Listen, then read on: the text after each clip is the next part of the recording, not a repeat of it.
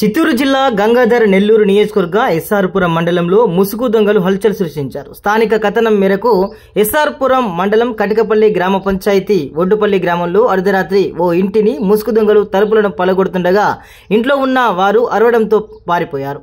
అదేవిధంగా తయ్యూరు పాయకట్టు ఇలవేల్పు అరిమాని గంగమ్మ తల్లి ఆలయంలో హుండీని ఎత్తుకెళ్లి ఆలయ సమీపంలో పడేసి దానిలో ఉన్న నగదుని ఎత్తుకుని వెళ్లిపోయారు. అరిమాని గంగమ్మ ఆలయంలో సిబ్బంది లేక ఇలాంటి ఘటనలు జరిగినాయని స్థానికులు అంటున్నారు. వెంటనే ఆలయ అర్చకుడు పోలీసు వారికి సమాచారం ఇవ్వగా ఘటనా స్థలానికి చేరుకుని పరిశీలించి కేసు నమోదు చేస్తున్నట్లు పోలీసులు వెల్లడించారు. అదేవిధంగా ముసుగు దొంగలను వెంటనే కనిపెట్టి వారిపైన కఠిన చర్యలు తీసుకోవాలని కూడా మండల ప్రజలు కోరుతున్నారు.